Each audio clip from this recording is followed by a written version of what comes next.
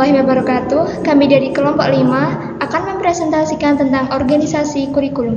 Perkenalkan, saya Farah Konita Sari Parmadi dengan NIM belakang 055. Saya Nirmala Sofi Yulia dengan NIM belakang 6060. Saya Vina Mutiatun Hasanah dengan NIM belakang 6063. Perkenalkan, saya Dinda Purwayaning Tias dengan NIM belakang 050. Saya Raka Binaya dengan NIM belakang 062. Jadi pada kesempatan ini kita akan membahas tentang 3 hal, yaitu organisasi kurikulum, jenis organisasi kurikulum, dan juga model organisasi kurikulum. Pada organisasi kurikulum kita akan membahas tentang pengertian dan juga tujuannya. Untuk jenis organisasi kurikulum yaitu correlated curriculum, separated subject curriculum, dan juga integrated curriculum.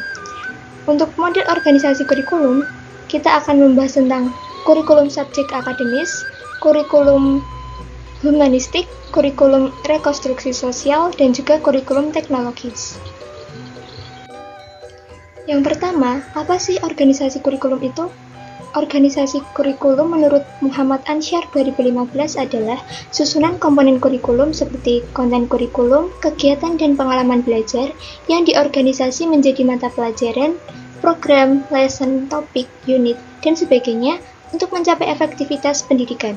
Sedangkan menurut Arifin, organisasi kurikulum ialah susunan pengalaman dan pengetahuan baku yang harus disampaikan dan dilakukan peserta didik untuk menguasai kompetensi yang telah ditetapkan. Sehingga dapat kami simpulkan bahwa organisasi kurikulum adalah kumpulan beberapa komponen kurikulum yang disampaikan kepada peserta didik dan dilaksanakan peserta didik untuk mencapai kompetensi kurikulum yang telah ditentukan.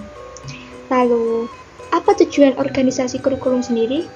Tujuan organisasi kurikulum yaitu untuk mempermudah siswa dalam mempelajari bahan pelajaran serta mempermudah siswa dalam melakukan kegiatan belajar, sehingga tujuan pembelajaran dapat dicapai secara efektif. Jenis organisasi kurikulum. Yang pertama ada correlated curriculum atau kurikulum gabungan. Pada correlated curriculum, mata pelajaran yang memiliki kedekatan atau sejenis dikelompokkan sehingga menjadi suatu bidang atau profile. Pola kurikulum ini menghendaki agar mata pelajaran berhubungan dengan dan bersangkut paut satu sama lain atau correlated, walaupun mungkin batas-batas yang satu dengan yang lain. Ada beberapa kelebihan dan kekurangan dalam pola kurikulum ini. Kekurangannya, yang pertama ada bahan pelajaran yang diberikan kurang sistematis serta kurang begitu mendalam. 2. Kurikulum ini kurang menggunakan bahan pelajaran yang aktual yang langsung berhubungan dengan kehidupan nyata siswa.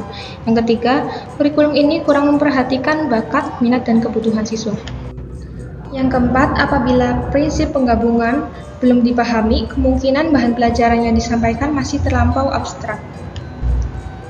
Sementara itu, kelebihan pola mata pelajaran gabungan atau correlated curriculum adalah yang pertama, bahan bersifat korelasi walau sebatas beberapa mata pelajaran.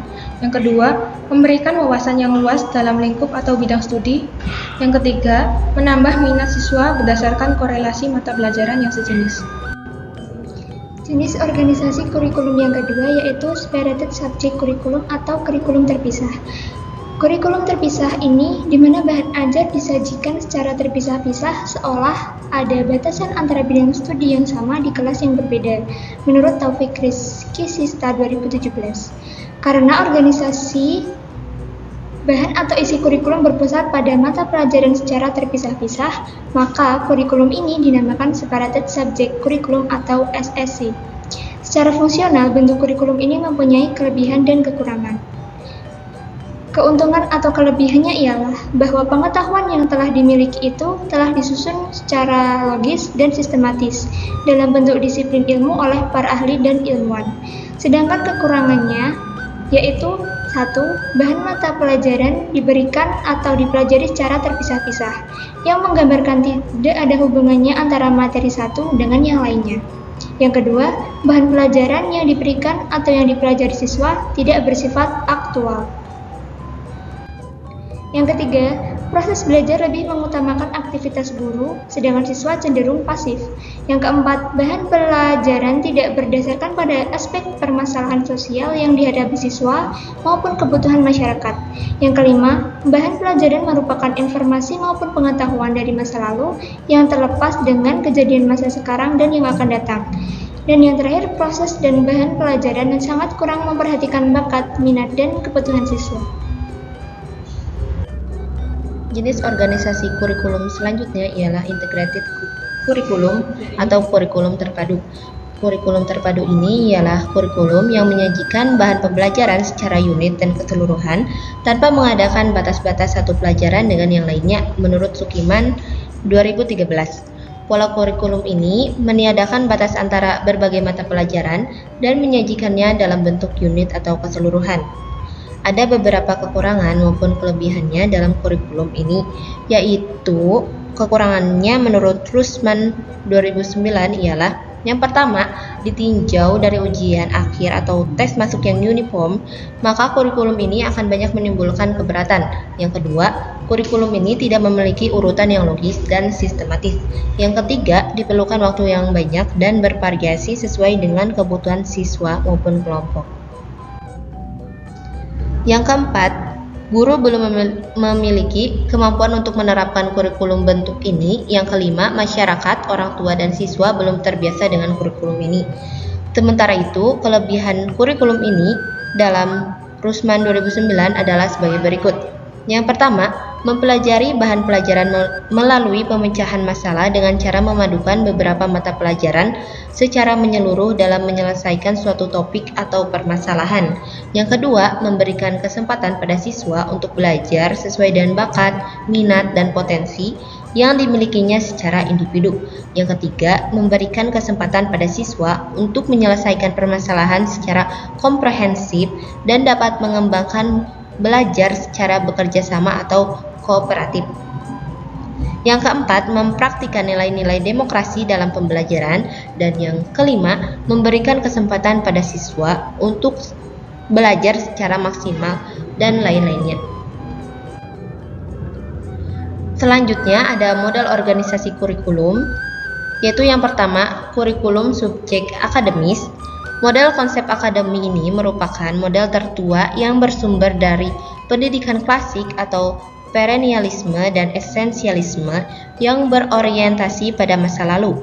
Kurikulum ini praktis, mudah disusun, dan digabungkan dengan tipe lainnya. Kurikulum ini sangat mengutamakan pengetahuan, maka pendidikannya lebih bersifat intelektual sehingga mata pelajaran yang menjadi isi kurikulum hampir sama dengan disiplin ilmu.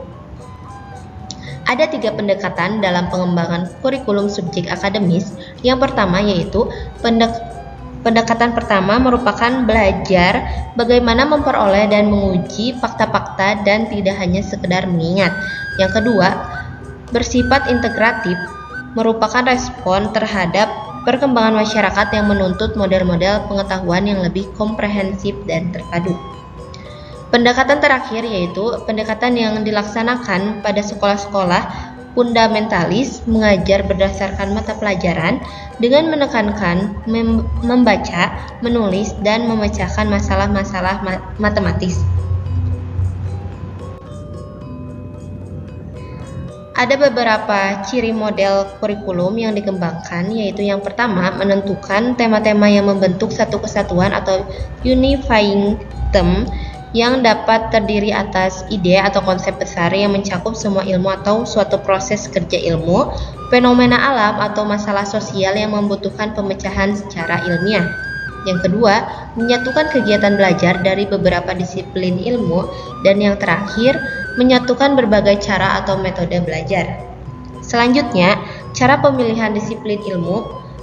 Ada beberapa cara, yaitu yang pertama, mengusahakan adanya penguasaan yang menyeluruh atau comprehensiveness dengan menekankan pada bagaimana cara menguji kebenaran atau mendapatkan pengetahuan. Yang kedua, mengutamakan kebutuhan masyarakat atau social utility, memilih dan menentukan aspek dari disiplin ilmu yang sangat diperlukan dalam kehidupan masyarakat.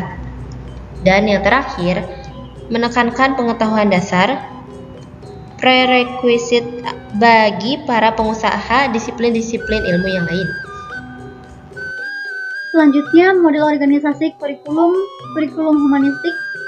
Kurikulum humanistik adalah subjek yang menjadi pusat kegiatan pendidikan yang menuntut hubungan emosional yang baik antara guru dengan murid. Dalam kurikulum, siswa mempunyai potensi, kemampuan, dan kekuatan untuk berkembang, di mana pendidikan tidak hanya diarahkan kepada pembinaan manusia intelektual, tetapi juga segi sosial dan afektif, seperti emosi, sikap, nilai, dan sebagainya. Kurikulum humanistik menekankan pada segi intelektual. Dalam hal ini, guru berperan penting dalam menciptakan suasana belajar yang hangat dan menyenangkan, agar memperlancar proses belajar mengajar di kelas. Selain itu, menekankan pula pada integrasi, yaitu kesatuan perilaku yang tidak hanya yang bersifat intelektual, tapi juga emosional dan tindakan. Dalam evaluasi, kurikulum ini mengutamakan proses daripada hasil. Hal ini dimaksud agar anak bisa tumbuh menjadi manusia yang dapat mengembangkan potensi, mandiri, dan terbuka. Kemudian ada kurikulum rekonstruksi sosial. Kurikulum rekonstruksi sosial lebih memusatkan perhatian pada problem-problem yang dihadapinya dalam masyarakat.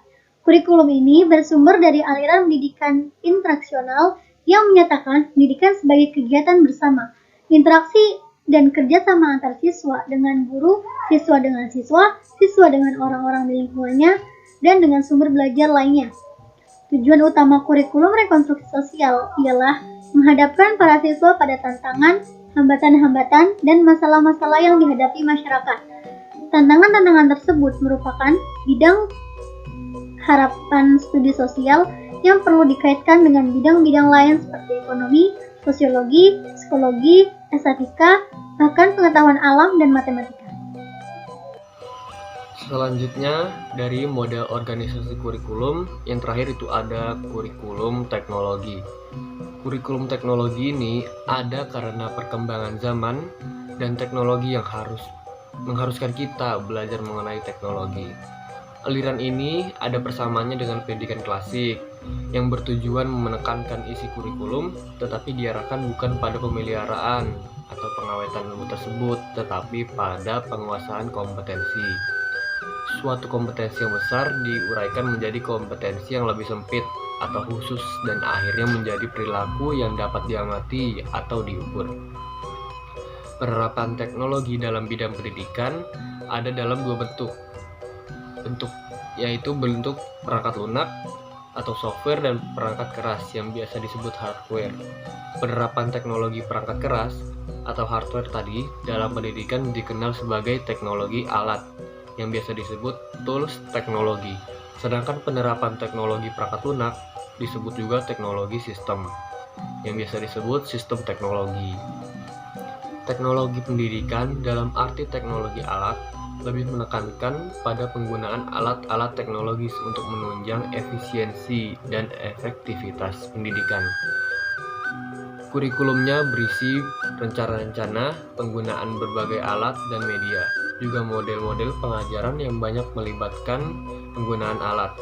Contoh model pengajaran tersebut adalah pengajaran dengan bantuan film dan video, pengajaran berprogram, mesin pengajaran, pengajaran modul, pengajaran dengan bantuan komputer, dan lain-lain. Baik, itu tadi penjelasan dari kami semua. Kurang lebihnya mohon maaf. Assalamualaikum warahmatullahi wabarakatuh.